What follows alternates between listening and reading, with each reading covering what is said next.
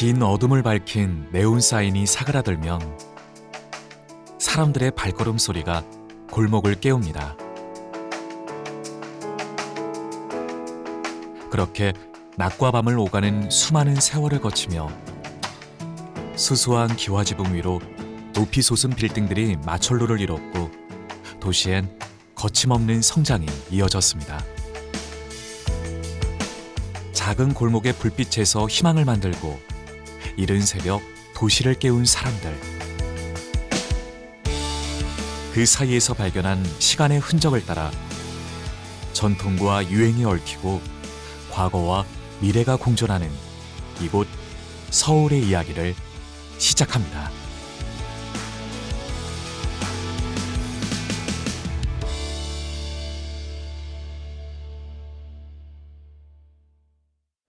여러분은 도시 서울에 대해 얼마나 그리고 어떻게 알고 계신가요?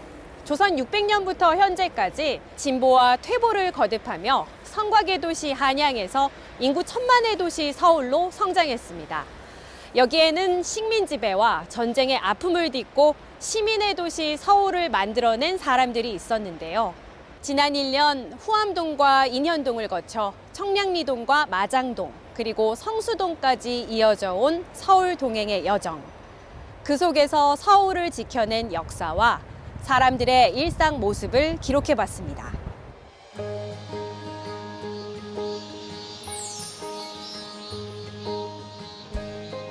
저물어가는 봄과 생동하는 여름의 경계에서 만난 후암동입니다. 남산의 서쪽 자락에 자리한 후암동은 과거 국가제사에 필요한 가축을 기르고 공급하는 관청인 전생서가 자리했고 관련된 일을 하는 관리들이 살았습니다. 후암동 골목 한편엔 과거 전생서가 있었음을 알리는 표석이 있습니다. 둥글고 두터운 큰 바위가 있어 이름 붙여진 후암동. 영험한 두텁바위 이야기를 전하고 지키기 위해 주민들은 마을의 얼굴과도 같은 상징석을 세웠습니다. 많은 바위에서 주민들이 자손을 얻기 위해 큰 기도를 하고 그런 전설이 많이 있어서 이 앞으로도 저희도 후암동에 어떤 그거에 남을 수 있도록 마을이 제 이름을 되찾기까진 꽤나 고단했던 세월이 있었습니다. 경술국치 이후 많은 일본인이 이곳에 터를 잡으면서 1914년 일제에 의해 이름을 잃게 된 겁니다. 일본식 이름인 미사카도리, 삼판통이라 불리게 된 건데요. 1925년 일제가 식민 지배의 상징으로 세운 조선신궁이 들어선 이후엔 일본인들에게 더욱 중요한 장소가 됩니다. 과거 조선신궁이 있던 자리는 남산 자락의 흔적으로 남아 있습니다. 이렇게 조선신궁을 만드는 과정에서 보니 저 남산 꼭대기에 조선시대를 대표하는 국사당이 있었던 겁니다. 일본인들 입장에서는 자기네 그 국조신이 모셔져 있는 이곳에 이것보다 높은 곳에 조선을 대표하는 사당이 있는 게 못마땅했겠죠. 그래서 이곳에 있는 사당을 인왕산으로 옮겨지게 된 겁니다. 이후 거주민의 70%를 차지할 만큼 많은 일본인은 후암동으로 이주합니다. 세월에 세월을 덧댄 듯 골목 곳곳에 자리한 크고 작은 집. 경사진 공간에 집을 짓기 위해 석축으로 단을 쌓았던 흔적도 여전히 남아 있습니다. 일본인들이 이주하며 지었던 이른바 문화주택입니다. 자세히 살펴보시면요, 2층 집에 기둥이 나무로 만들어져 있고 바깥은 콘크리트로 처리된 그런 집들을 보실 수가 있습니다. 겉모습은 양옥을 보이고 있지만 예전에 일제강점기 때 이 집들은 문화주택으로 안에는 일본식 가옥 형태를 갖고 있었습니다. 후암동은 일본인들의 고급 주거지에서 해방 이후엔 피난민들의 정착지로 변모했습니다. 아래쪽에는 그런 저택이 컸기 때문에 조금 부자들이 살았고, 저 위로 올라가면은 판자촌이었어요. 아니 그냥 비탈이 좀 심했고, 그러니까 이제 동네 사람들이 모여서 이렇게 뭔가 저런 이불 혼이불 같은 걸 펴놓고 이렇게 그늘을 만들어서 거기서 이렇게 얘기도 하면서 이렇게 뭐 정다웁게 지내기도 하고. 후암동 길을 걷다 마주하게 되는 삼광초등학교. 1919년 개교할 당시 이름은 삼판심상 소학교였습니다. 1945년 광복 이후에야 삼광국민학교라는 이름으로 재개교하고 마을도 후암동이라는 제 이름을 되찾게 되죠.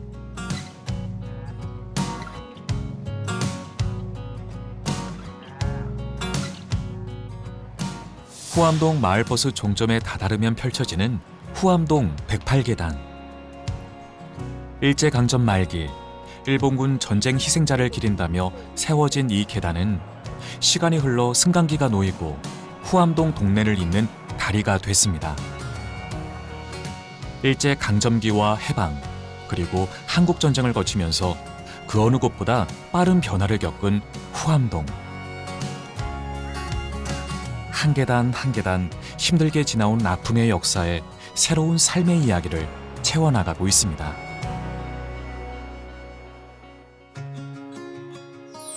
애틋한 삶의 터전이기도 한 서울의 지역 곳곳은 일제강점기 당시 우리말로 불리지 못하고 낯선 일본어로 불리기도 했습니다.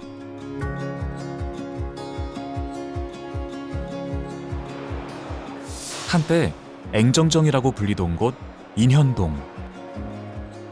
이곳은 또 어떤 이야기를 담고 있을까요?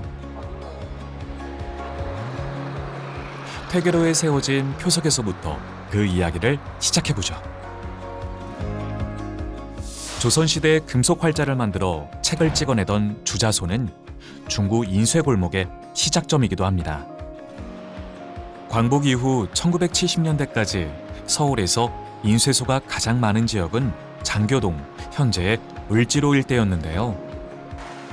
1983년 장교동 재개발 사업이 착공되면서 인현동으로 많은 인쇄업체가 이전하게 되죠. 여기가 이제 개발이 된다고 그러니까 발 빠른 사람들은 이제 이쪽으로다가 이제 한두 명씩 한두 업체씩 이제 왔는데 제일 먼저 온 골목이 이 골목이에요. 여기 그래서 여기가 그래서 인쇄소들이 이제 하나 둘 이제 들어오면서 여기가 이제 인쇄 1번지가 된 거예요. 인쇄골목은 을지로 3가역 명보 아트홀에서 마른 내길을 따라 중구청에 이르는 1.5km 구간입니다. 이 일대 자리한 인쇄소는 약 5,000곳. 하지만 과거 빽빽하게 인쇄소가 들어찼던 자리에는 빈 점포와 카페, 음식점이 뒤섞여 있습니다. 조금 있으면 다 그냥 뭐 접을 그런 상황인 그런 정도 일이 그렇게 없어요, 사실은.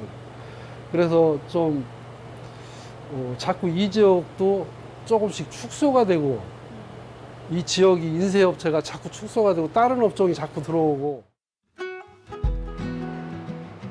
미로같이 얽히고 설켜 있는 인쇄골목에는 60년 세월을 함께한 인현시장도 자리하고 있습니다. 수산물, 야채, 과일, 유명한 잡화, 식품. 근데 이제 여기가 전부 뒤쪽에는 전에 1번집이었어요. 전부 1번집. 그 1번집에 이제 인쇄소가 1983년부터 들어오기 시작해서 이제 가정집이 하나 둘씩 없어졌죠. 밤이 찾아오면서 인쇄골목은 또 다른 모습으로 변화합니다. 인쇄업자와 산발이는 사라지고 골목엔 간이 테이블이 놓이고 조명 등이 켜집니다. 시대의 흐름 속 새로운 변화를 준비해야 하는 인현동. 수십 년 켜켜이 쌓아온 인쇄골목의 명성과 역사를 어떻게 이어갈지 우리의 고민과 숙제도 함께합니다. 서울의 역사를 볼 수 있는 골목길처럼 세월의 변화를 알 수 있는 또 다른 곳이 있습니다. 수많은 사람들이 만나고 헤어지고 떠나며 다시 돌아오는 곳, 바로 청량리역입니다. 급변하는 수십 년의 세월, 이곳 청량리에는 어떤 이야기들이 스며들어 있을까요? 사람들의 이동이 빈번한 교통의 요지 청량리. 중앙선, 경춘선 등 동북부를 잇는 철도망이 건설되고 사람들의 발길이 많아질수록 닳고 또 낡은 도시가 됐습니다. 1980년대에서 90년대 200여 곳의 집창촌이 성업하며 청량리 588이라는 지워지지 않는 별칭도 갖게 됐죠. 2016년 하나둘 성매매업소가 정리되고 재개발 공사가 진행되면서 기대와 걱정도 공존했습니다.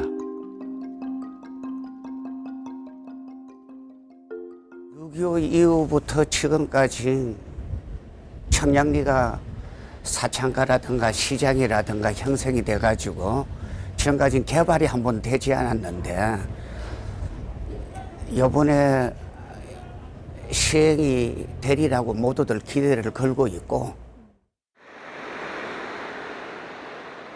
청량리 588이 자리했던 곳은 근 몇 년 사이 65층 규모의 초고층 아파트가 들어서며 몰라볼 정도로 바뀌었습니다. 그야말로 천지개벽한 청량리 일대. 하지만 이런 변화 속에서도 묵묵히 그리고 은은히 제자리를 지키는 곳도 있습니다. 골목골목 미로처럼 얽혀있는 이 동네의 골목길을 토박이 주민 이종열 씨와 걸어봅니다. 동네 안악들이 모여 김장을 담근다고 하는데요. 다들 이 댁에 모여 계시는군요. 아, 끝나셨어요? 끝났어? 안녕하세요. 인터뷰 좀 하려고 이제 찍으러 왔어. 근데 이 모습. 다 끝나셨어요? 힘들지 않으셨어요? 김장 담그시면서? 네? 힘들지 않으셨어요? 힘들어도 재밌어요. 재미를 느끼라는 거지 뭐. 힘들면 못하지. 그럼 매년 이렇게 같이 모여서 네. 하세요? 김장? 매년 모여서 이렇게 해요. 다 50년 집이에요. 아, 좀 일찍 하면 좋을 것 같아요. 그러니까. 좋은 구경은 놓쳤지만 아직 오순도순 모여 사는 동네 문화를 본 것 같아 훈훈합니다.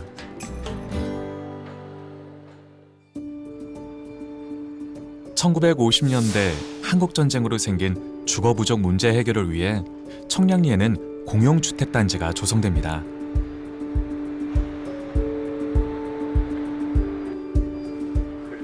(1960년) 입주해 터전을 잡고 지나온 55년의 세월. 이종열 씨에게 부흥주택단지는 내 이웃사촌과 함께하는 편안한 곳입니다. 누구 말 맞다나 뭐 누구네 집에 뭐 있는 거 다 알으니까 편하잖아.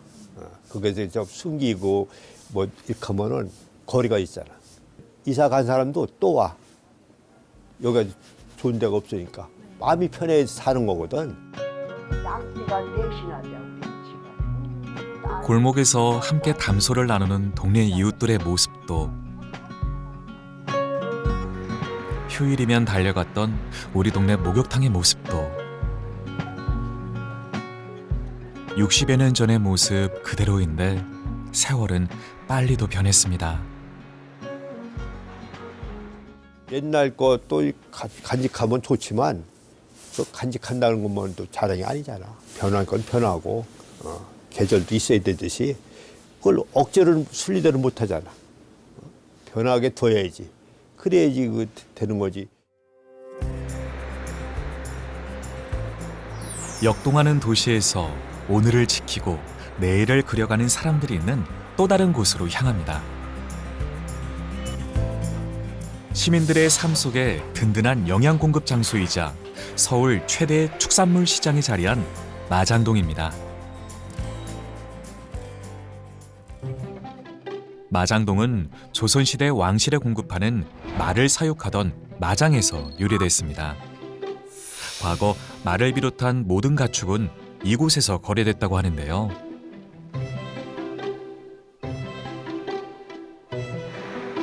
마장동도 변해가는 서울의 모습을 고스란히 보여줍니다. 1958년 숭인동 가축시장이 마장동으로 이전하고 1961년 우시장 옆에는 시립서울도축장이 문을 열었습니다.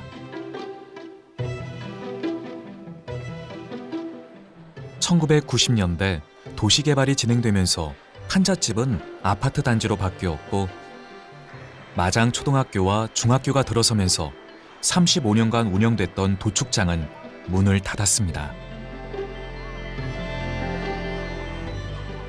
학교 앞 골목길, 오동나무는 옛 기억을 오롯이 간직한 듯합니다. 연립주택이고 또 저 지금 뭐 주유소 자리가 있는데 그 부분이 악역 공장하고 상공장이 많이 발전했던 곳입니다. 왜 그러냐면은 악효는 소에서 나오는 그 기름을 가지고 그 상 같은 걸 붙일 수 있는 악효를 만드는 거고, 대바구니 공장은 왜 많이 생겼냐면은 그 부산물을 담아서 팔으려면은 빨리 물도 빠지고 빨리 편하게 의해서 대바구니 공장이 많았습니다. 도축장을 기반으로 축산물 도매 시장이 세워진 뒤론 서울 시민들의 푸죽간이 되었는데요. 과거 축산물 시장에는 피다방이라는 찻집이 운전성시를 이루기도 했습니다. 피를 마시면 좋다고 해서 피를 사 마시게 된 거죠. 그때 입구가 바로 피다방 입구가 바로 여기라고 보시면 됩니다. 그럼 네. 여기 줄을 서서 네. 이렇게 받아서 그렇죠. 사서 줄을 드시고. 서서 이제 사서 먹었어요. 한 그릇에 이제 50판씩을 주고 사 먹었는데 네. 그 피 자체가 문제가 아니라 조금 이제 돈 좀 있는 사람들은 등골, 머리골 등중에서 등골이 좀 비싸요. 그러니까 등골을 사 먹는 사람들이 좀 많았었죠. 먹자골목과 식당이 번성해 하루 24시간이 모자란 듯 바쁘게 돌아가는 시장. 시장에는 숨겨진 달인들도 있는데요. 안녕하세요. 여기 마장동 축산물 시장에서 제일 그 유명한 분이라고 해서 인터뷰를 해야 될 것 같아서. 유명하지는 않아요. 여기서 몇 년 동안 칼갈이업을 하신 거예요? 한 40년 되는 거 봐요. 40년? 40년이라는 시간이 흘렀는데 제일 크게 바뀐 게 어떤 부분인 것 같으세요? 그 시설면이라든가 이런 뭐 장사하는 스타일이라든가 이런 게 다 바뀌었어요. 옛날하고 틀리니까. 이제 더 깨끗해지고 더 좋아지고. 여전히 빠른 손과 정확한 눈썰미로 작업하지만 실력보다 빠르게 변한 세월을 담담히 받아들입니다.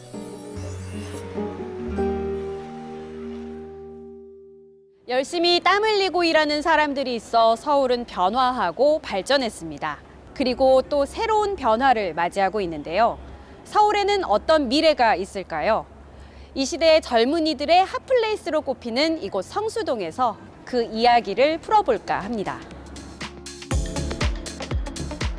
어느새 성큼 다가온 겨울.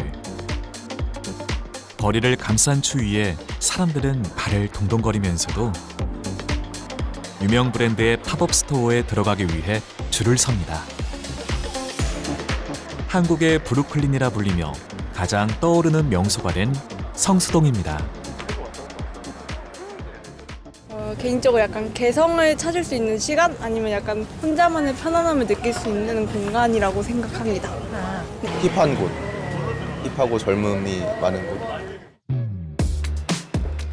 성수동에서도 가장 중심이 되는 골목인 이 길에 붙여진 이름은 연무장길. 연무장은 조선시대 병력이 모여 무예를 연습하던 곳, 훈련장을 말합니다. 성수동 인근 수도박물관 초입에 자리한 묘한 물건은 그 흔적과도 같은데요.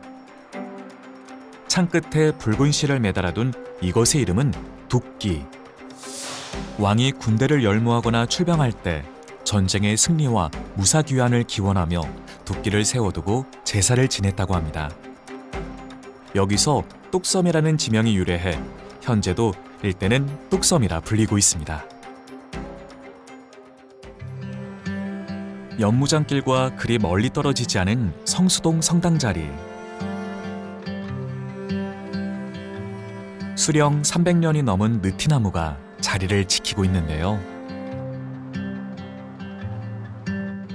이곳엔 과거 성덕정이라는 정자가 있었습니다. 조선시대 임금이 나와 기르는 말을 둘러보거나 군사들의 훈련을 지켜보던 정자가 있던 자리죠. 지금 이 성덕정이 있는 곳이 이 동네 사람들은 돈대라고 해서 약간 언덕처럼 높았대요. 그래서 아마 조선시대 때도 왕이 연무장에서 군사들이 훈련하는 모습을 관찰하기에는 조금은 지대가 높아서 유리한 면이 있었는가 봅니다. 길을 걷다 마주하게 된 성수동의 붉은 벽돌의 건물들. 개발이 한창이던 1990년대 빌라촌이 형성되고 현재도 곳곳에 공사가 한창 진행 중인 이곳은 본래 새촌이라는 이름의 마을이었습니다. 일제강점기 민족운동가인 정세권 선생은 우리나라 최초의 근대 부동산 회사인 건양사를 운영하며 성수동에 계량 한옥지구를 조성합니다. 당시 일본인들이 명동 일대를 일본식으로 재개발하는 것을 보고 우리식의 한옥마을을 지어야 한다며 북촌 일대 한옥마을도 조성했죠. 이곳 성수동엔 새로운 마을이란 뜻의 새촌이라는 이름도 붙였습니다. 한 70년대, 80년대까지만 해도 정세권이라는 분이 지었던 그 한옥 마을이 흔적이 고스란히 남아 있더라고요.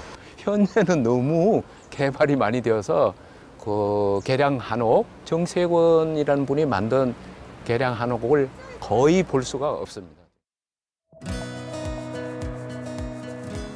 20, 30년 사이 과거와는 너무도 많은 것이 변해버린 성수동.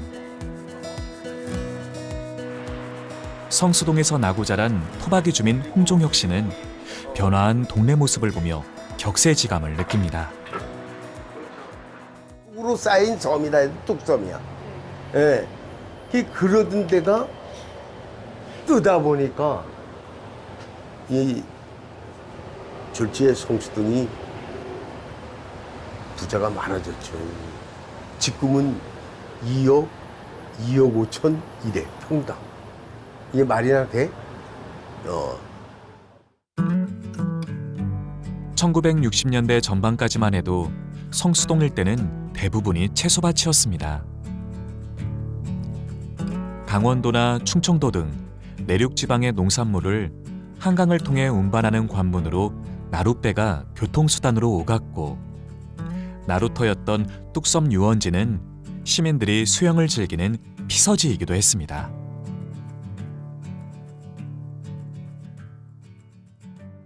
성수동에 대해서는 이제 지금 옛날하고 지금을 얘기한다면 이제 뭐 어떻게 생각할 수도 없어. 이제는 나이가 나이니만큼 우린 가는 세월 아니야.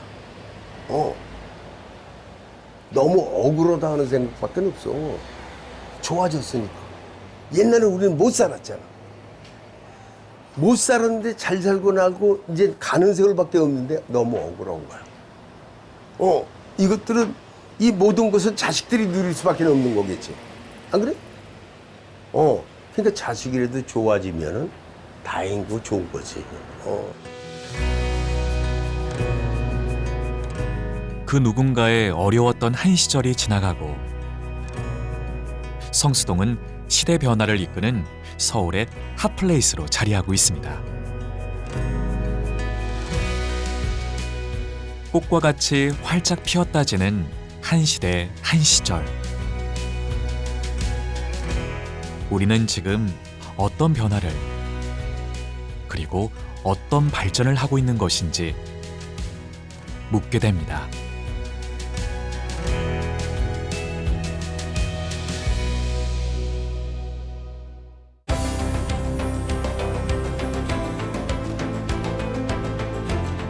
끊임없이 변화하는 도시.